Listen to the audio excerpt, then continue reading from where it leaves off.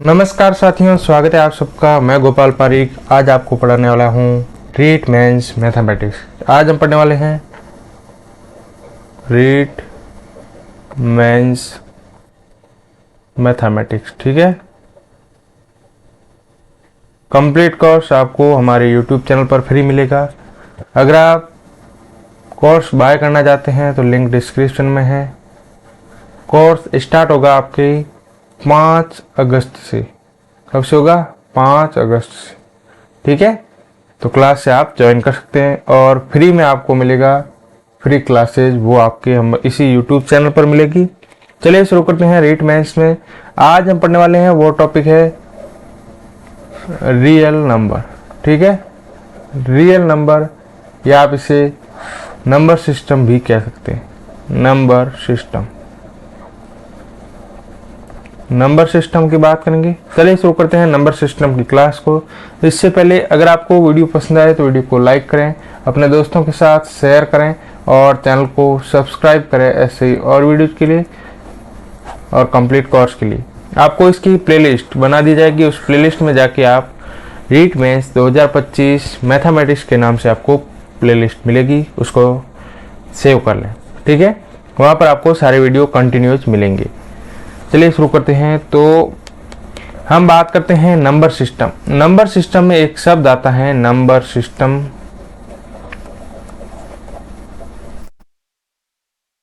Number system में आपको पहले बात करते हैं नंबर क्या है।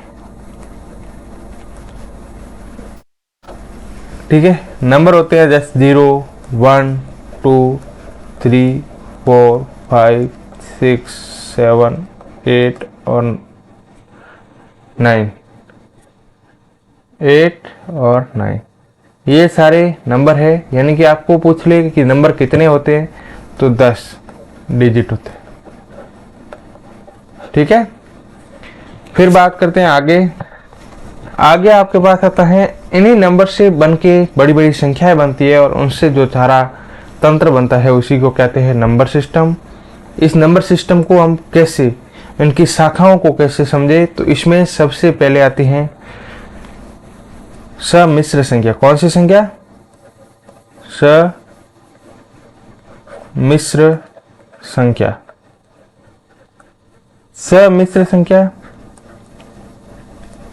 Complex number. ठीक है, कॉम्प्लेक्स नंबर सम्मिश्र संख्या। देखिए, मतलब सभी प्लस मिश्र मतलब मिश्रण, यानी कि सभी संख्याओं का मिश्रण।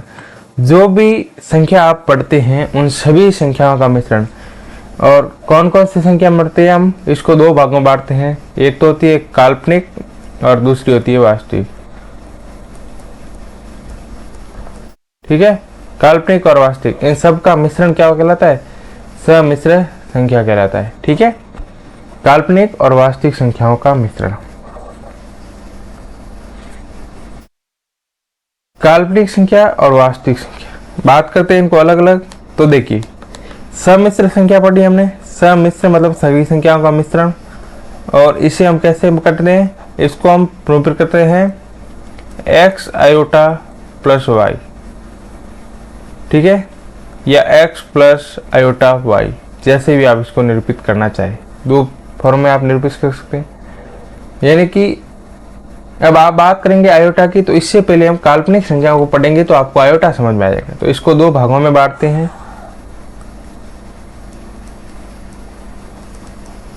काल्पनिक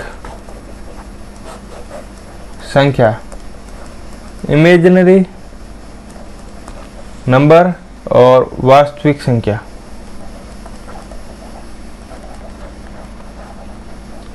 रियल नंबर। ठीक है, काल्पनिक संख्या वे संख्या जिसमें माइनस का √1 आता है। √ के अंदर -1 जिस भी संख्या के साथ आ जाए वो आयोटा है। और इस माइनस में -1 को हम आई से निरूपित करते हैं और इसे IOTA आयोटा बोलते हैं। समझ में आया आपको यहाँ तक? एक तो है जब भी आपको अंडर रूट के अंदर माइनस दिखे तो हमेशा वो संख्या काल्पनिक होगी। काल्पनिक संख्या यानी कि जिसकी हम कल्पना करते हैं, वास्तविक जीवन में जिसका उपयोग नहीं कर सकते, वो क्या है? काल्पनिक संख्या है। ठीक है, इसको दूसरा तरीका इसको पहचानने का क्या है? इसे हम संख्या रेखा पर निरूपित नहीं कर सकते। संख्या रेखा पर निरूपण नहीं। संख्या रेखा क्या होती है? देखिए, संख्या रेखा की बात करें तो एक लाइन होती है, ठीक है। जैसे ये लाइन है, इसका जो सेंटर्ड पॉइंट होता है वो 0 होता है। इधर नेगेटिव नंबर होते हैं और इधर पॉजिटिव नंबर होते हैं। अब इस पर आप सभी संख्याओं को निरूपित कर सकते हैं, लेकिन जो काल्पनिक संख्या है इन्हें कभी निरूपित नहीं कर सकते। क्या कर नहीं सकते? काल्पनिक संख्या को निरूपित नहीं कर सकते। अब इस 1 के जो 0 है, इसके इधर -1, फिर -2, फिर -3 आएगा। इसी प्रकार -4, -5, सो ऑन और ∞ तक जाएगा। इसी प्रकार जब लेफ्ट साइड में जाते हैं, लेफ्ट साइड में तो नंबर आते हैं नेगेटिव, और जब राइट साइड में जाएंगे, कब?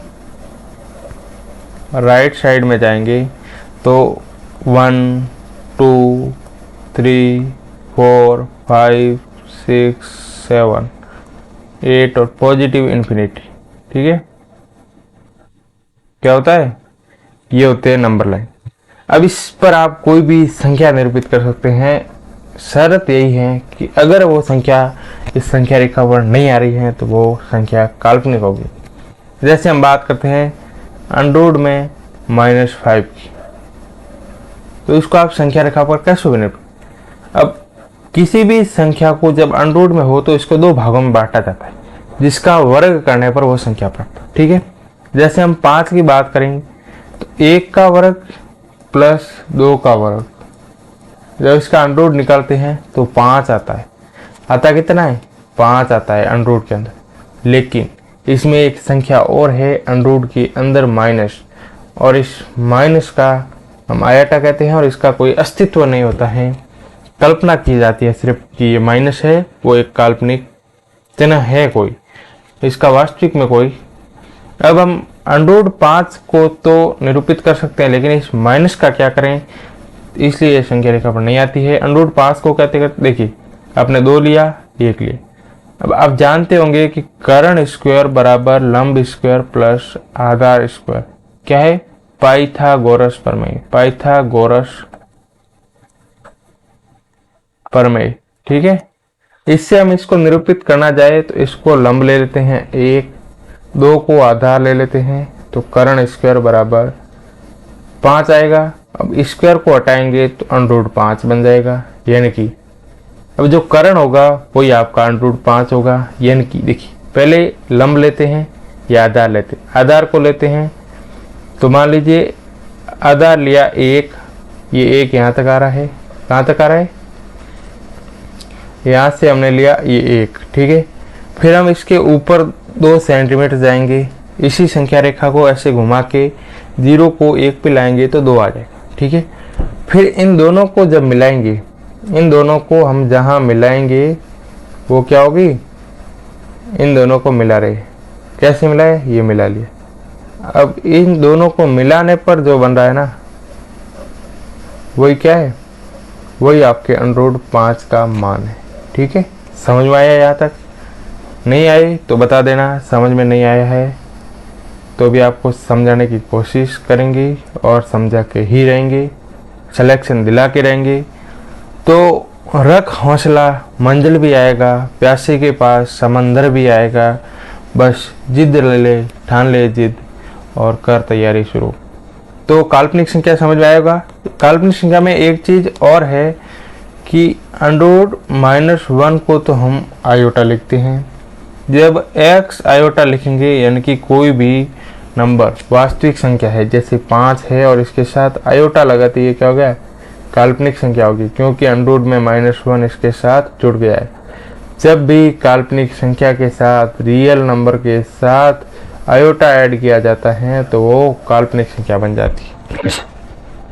अब इस आयोटा की पावर -1 बराबर आयोटा होता है, यानी कि इसको हम ले लेते हैं आयोटा।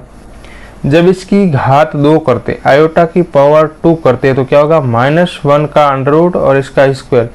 स्क्वायर क्या करता है, अंडर रूट को हटा देता है, तो आयोटा का मान आ जाता है -1।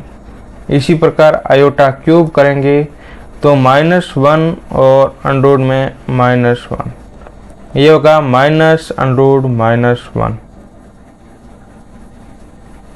ठीक है, -√-1, यानी कि इसका मान आएगा माइनस आयोटा। फिर बात करते हैं आगे। देखिए आयोटा की घात 4 करेंगे तो क्या होगा, -1, या इसको आप देखिए पूरा समझिए। आयोटा की बात 4 को हम कर देंगे आयोटा की घात 2 इंटू आयोटा की घात 2। आयोटा की घात 2 को हम -1 लिखते हैं, इसका मल्टीप्लाई करेंगे -1 से, तो माइनस माइनस मल्टीप्लाई होके प्लस हो जाता है और आपका मान आता है 1। जब आयोटा की घात 4 होती है तो वो क्या बन जाती है, वास्तविक संख्या। सिर्फ 4 या 4 का मल्टीपल या 4 का गुणज क्या हो, आयोटा की घात, तो आपकी वो वास्तविक संख्या बन जाती है। आपको पूछे किसी रियल नंबर के साथ आयोटा ऐड है, क्या है, आयोटा ऐड है, तो यह संख्या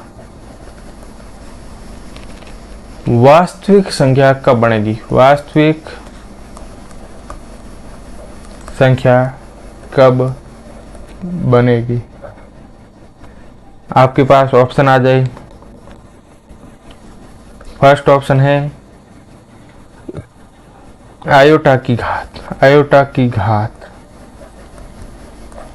1 हो,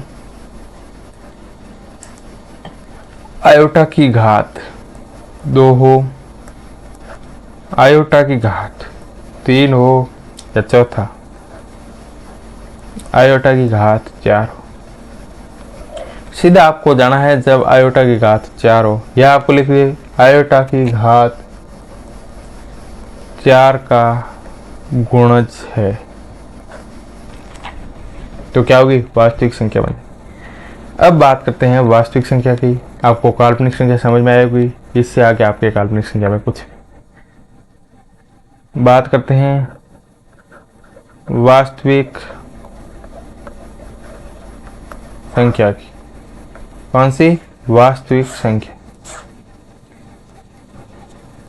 वे सभी संख्याएं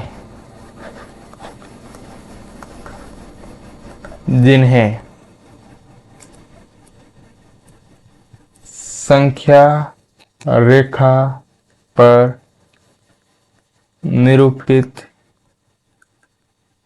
किया जा सकता है, क्या होगी, आपकी वास्तविक संख्या होगी।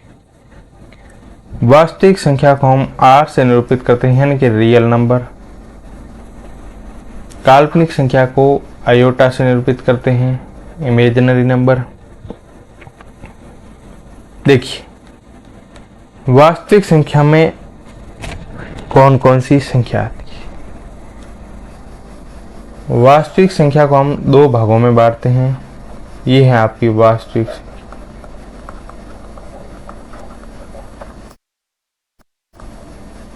इसको हम 2 भागों में बांटेंगे। एक तो जो संख्या परिमेय, दूसरी आपके पास आ जाएगी अपरिमेय संख्या। ठीक है, परिमेय संख्या और अपरिमेय संख्या। परिमेय संख्या क्या होती हैं, जिन्हें आप P/Q के रूप में लिख सकते हैं। ठीक है,